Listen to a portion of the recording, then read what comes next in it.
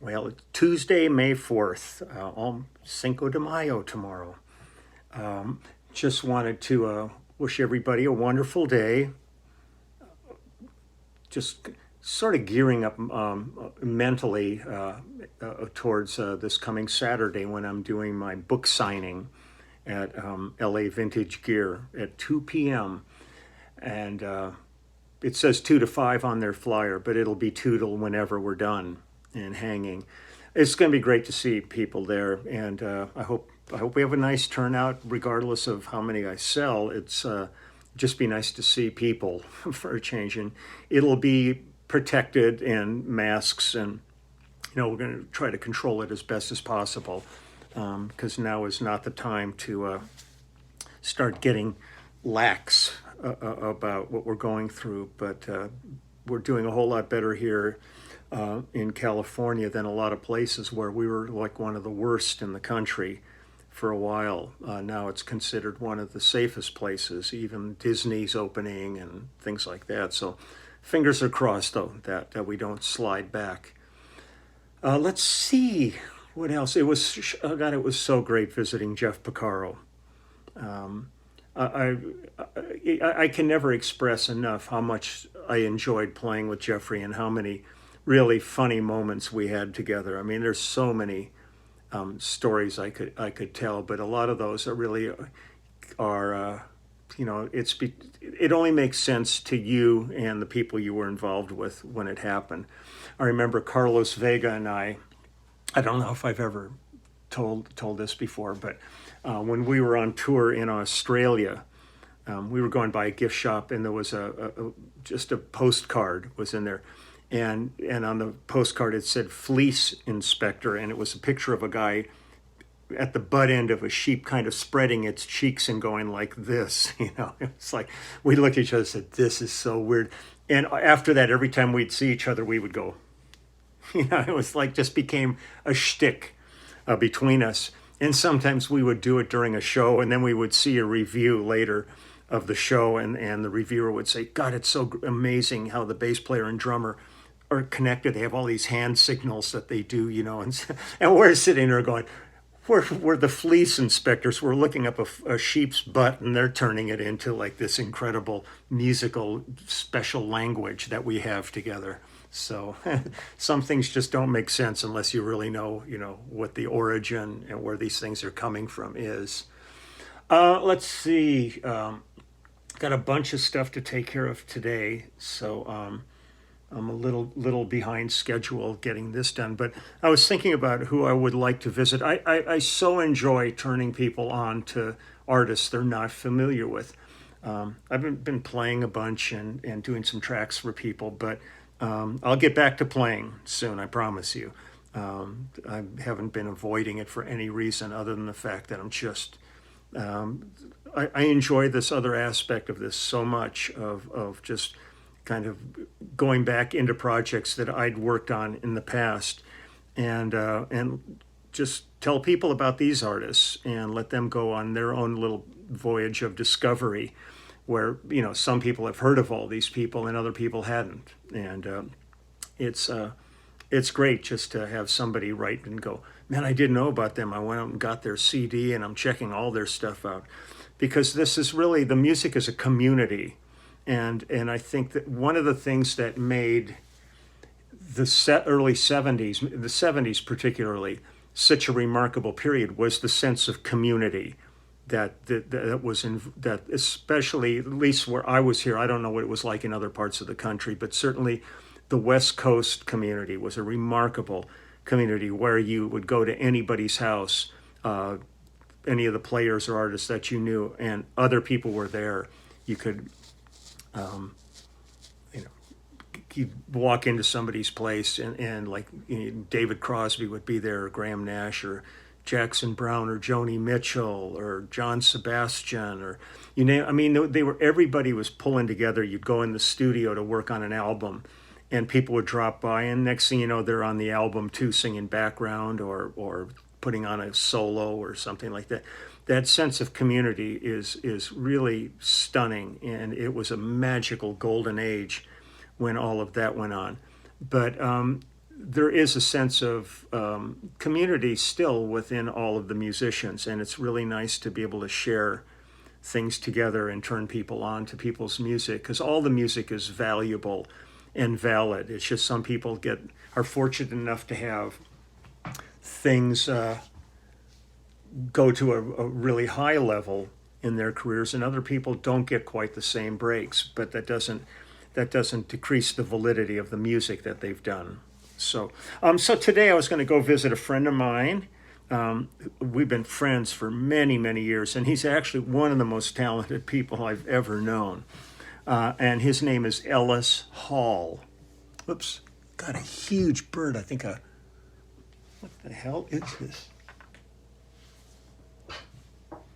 Wow, it wasn't like a big blackbird. It almost looked like a raven. Just flew by the window and landed on the house, on the roof just across from me.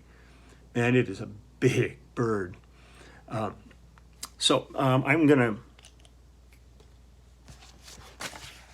copious notes. I'm going to talk a little about Ellis, but it's so extensive with him that it's easier for you just to look him up. And if you find this interesting, just look him up and look at his history, because it's really, he's an amazing cat. The album that I'm taking a couple of songs from, we did in 2004, and it's called Straight Ahead, and it was produced by Ellis and Ray Charles. Now Ellis developed glaucoma and went blind when he was 18 years old. And he's after that he really talks about it, and Ray was really his kind of inspiration. Now Ellis he's one of these guys. He's an unbelievable singer. He has like a 5-octave range. He's a great keyboard player, great guitar player, great bass player, does everything. I mean, the guy's like just absolutely ridiculous. He's worked with, let's see, Stevie Wonder, James Taylor, Natalie Cole, Patti LaBelle, Herbie Hancock, George Benson, Bobby Womack. Actually, Bobby Womack is how I met Waddy Wachtel. That was one of the first projects he did in Los Angeles, and when he moved here. And that was, I hooked up with him before Russ or Cooch or anybody else did. And I walked in the room, saw this guy, and we became immediate friends, and we've been friends ever since. So I love Wad. And Ellis worked with Sheila E., Maurice White, and he sang, he had a run as the singer with Tower of Power. He signed to, Ray Charles had a label called Crossover Records, and Ellis signed to that. And there was talk, as I remember, of Ellis and Ray and Stevie Wonder doing a group and calling it Three Blind Mice. And I wish it would have happened. Boy, it would have been amazing. But Ray passed. I think Ray passed in like 2004. No, not 4. It was after that. But I remember when I was working, I did a few projects with Ray at his studio here in town. And I remember one time he said, "Oh, let's go talk in my office." And we went into the office, and he closed the door and he turned the lights off. And it was pitch black in there. And, Ray knew the room. If there was not this much of the room that Ray did not. And I'm sitting in a chair going, fuck, I have no idea where I am or anything like that. He was a character. He'd come out and he'd have an idea for something. He'd go, bass player. That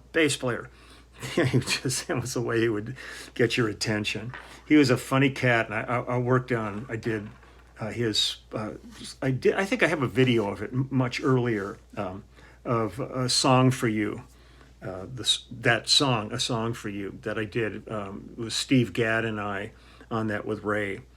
But there's a lot of people on this album. There's everybody from Rocco Presti on bass, all these different, Ricky Lawson playing drums. But on the tracks that I did, it was Ray Brinker playing drums. Now, Ray was the drummer in Barefoot Servants, and he's still one of my all-time favorite drummers to play with. He's somebody just amazing.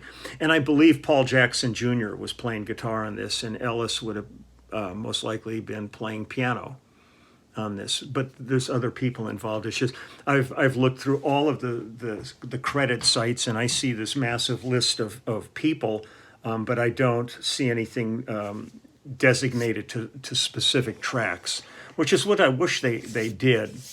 I mean, it's one thing to have this huge list of all these names, but not being able to attribute them to specific tracks makes documenting really a little more difficult. So maybe somebody out there can do better forensics than I do. I kind of go through all music, Wikipedia, disc, whatever the hell it's called, and it's hard to find this stuff. There's a whole bunch of albums that I've worked on that I haven't put up at all because I really can't figure out where I was on this album, because sometimes they do have 2 or 3 rhythm sections during the course of 12 or 14 songs. And there's been a couple I couldn't be sure. And I know that I played on, maybe if it was 12 songs on it, I played on like 9 of them. But I don't want to get credited for something I didn't do, so I just move on to something else until I can figure these things out. But I'm going to play you a couple of songs from this album, Straight Ahead, Ellis Hall, 2004. And like I said, we cut this at Ray Charles's studio here in town, and which was really fun. God, you just walk in. First off, you walk in and you see Ray Charles, and you about crap your pants because you just go, "It's him, it's him," because this is one of the most iconic figures in music. It was pretty special. I still think about it and get a little tingle from it. So here is a couple of songs from this. I think this one is called "Why Should I Care?" And here we go. Hold on, let me get right to the top.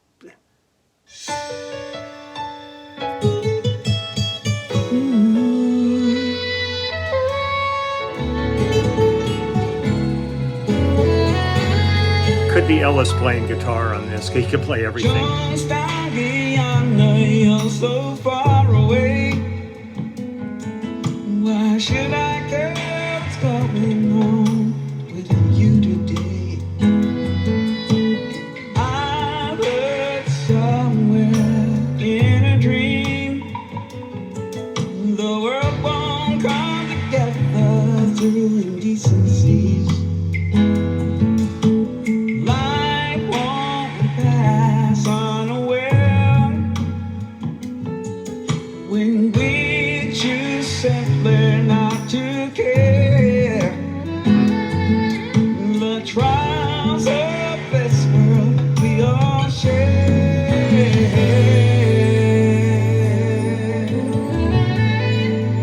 Kenny G's list. That might be Kenny. Israel and Palestine, you're so far away.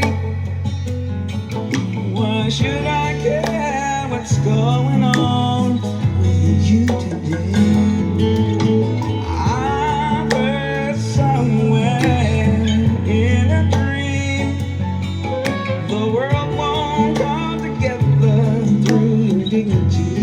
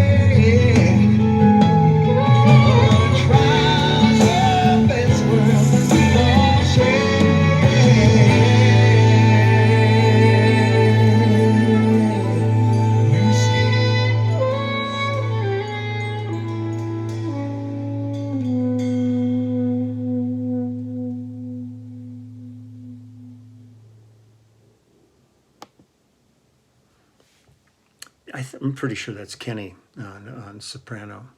The thing that was also great with Ellis is he's been involved with like a lot of movie soundtracks, Lion King and things like that. He's also done tours with symphony orchestras, and that's amazing. He's also does a lot of philanthropic work. So it was way too much to notate for you. I think if you find somebody you want to check out, just Google up Ellis Hall, because it's a pretty remarkable life this guy's lived, and still is. I mean, he's still incredibly productive and working all the time. I mean, as much as anybody's been working during this pandemic, but he's something. So check this one out. This one is called "Girl, You're Not in Kansas Anymore." Another feel altogether.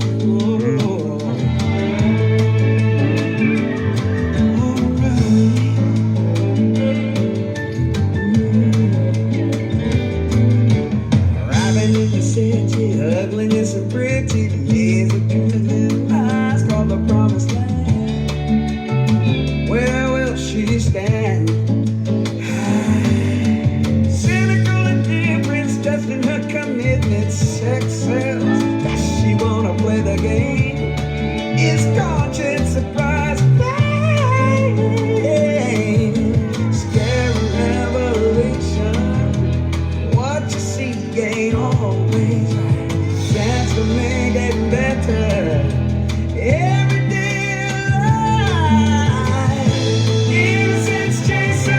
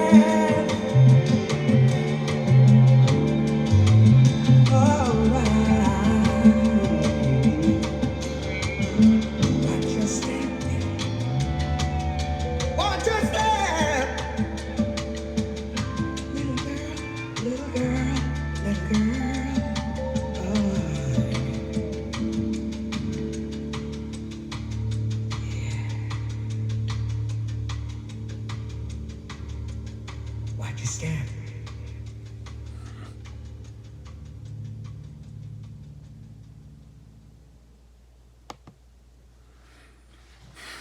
Ellis Hall. So he's got lots of stuff up. He's a lot of YouTube performances on it, so he's worth checking out. He's a real force of nature, one talented cat. So I'm gonna wish everybody a great day. Let's see. Last night I ended up watching Get On Up, the James Brown movie with Chadwick Boseman. Man, he did a great job on it. That's a tough one to take on. He was one amazing performer. Every time I look back at the Tammy show, if you've never checked it out, Google up Tammy concert, and James Brown's performance in it is beyond belief. It's so amazing, and it really felt bad for the Stones had to follow him. And this was way back, really early on, like in their career. And James was like at the height of his powers in this thing. And it's like, I go, how do you follow that? And it was one of these concerts, all kinds of people, Leslie Gore, all these different acts were on it. Oh God, who is it?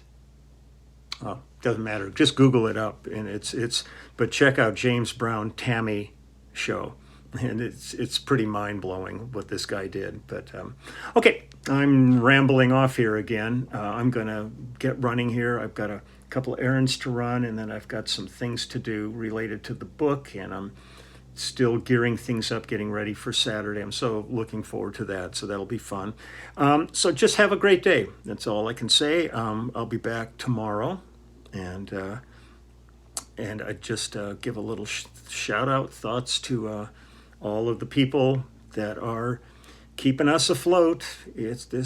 Please, it ain't over yet. We've got a long road ahead.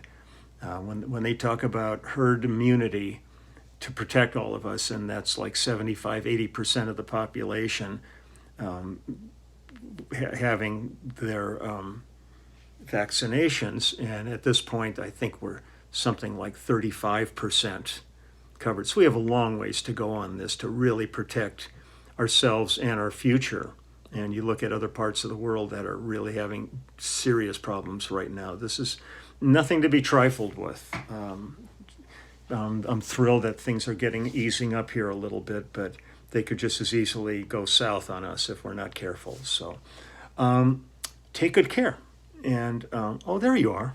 It's just like, it's got eyesight. It just sucks.